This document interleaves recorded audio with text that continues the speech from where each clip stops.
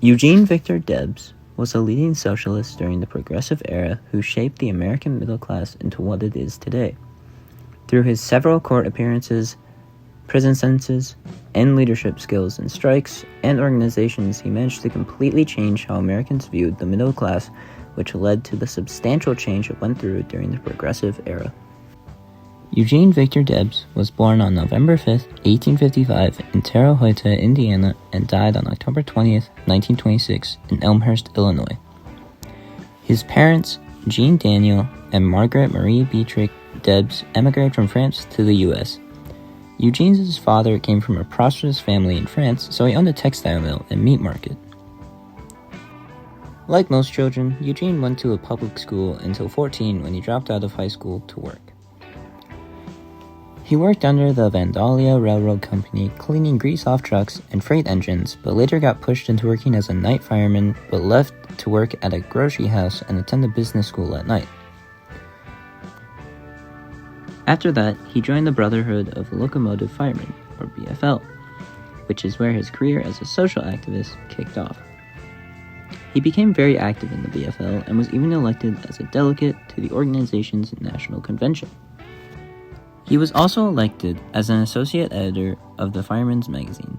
2 years later, he was appointed as the Grand Secretary and Treasurer and the editor of the magazine in the BFL.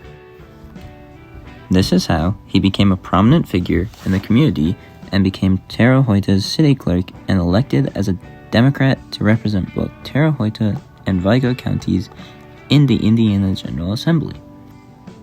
During his years in the BFL as the editor of the official journal, he wrote of temperance, hard work, and honesty. He believed that strikes were not a good way to solve issues and was proud that the BFL had never issued a strike, but also expected that management treated labor with respect. As time progressed, however, and railroad companies became more powerful, he started to believe that more upfront confrontation was necessary. After coming to this realization, he left the BFL and started the American Railway Union, or the ARU, for unskilled workers and successfully struck the Great Northern Railway in 1894. Also in 1894, Debs became involved in the Pullman strike. At first, he was reluctant and tried to stop the union from boycotting, but the membership ignored him and did it regardless. After the strike expanded to St. Louis, Debs became a key leader of the strike, which became known as the Debs Rebellion. Eventually, the federal government obtained an injunction forcing the strike to be called off, but Debs was found guilty for violating the injunction and sent to federal prison. The matter of if the federal government had the right to issue injunctions was later decided by the Supreme Court in In re Debs, in which the federal government upheld the right to issue injunctions. During his time in prison, he read up on many things such as pamphlets and letters from socialists, which convinced him of becoming a socialist himself. After his release in 1895, Debs founded the Social Democracy of America, or SDA. However, the members' views on the party were split, which led to the branching off of some members to form a different party known as the Social Democratic Party of America, or SPD. Debs is one member who split off into this new party and was elected to run for president in sequential years until his death. Debs never gained more than 6% of the total popular vote, but he also dismissed the electoral process as untrustworthy and saw more importance in workers and unions.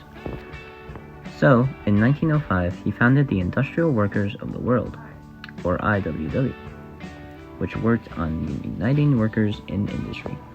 The party split due to internal conflicts between key voices that led to the expulsion of the IWW from the Socialist Party. After this, many members of the Socialist Party holding a federal position lost their seat and overall membership dropped and never recovered. Afterwards, in 1918, Debs spoke out against the Wilson administration for going to war and prompted the people to resist the draft. The Supreme Court in Debs versus the United States found Debs guilty under the Espionage Act of 1917 and charged him with 10 counts of sedition. This accounted for 10 years in federal prison. Although Debs does not have many permanent markings that directly influence how the American system works today, he is still a very interesting man when you take a step back and see how influential he really was. Everything he did impacted how Americans look at the working class, including the organizations he founded, the papers he wrote, and the messages he sent.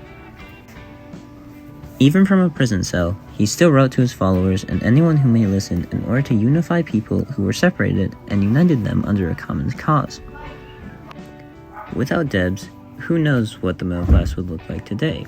But what we do know is that Debs was one of, if not the most influential person to speak out for the middle class, and because of his work and actions, the American middle class was reevaluated and reshaped into a better system.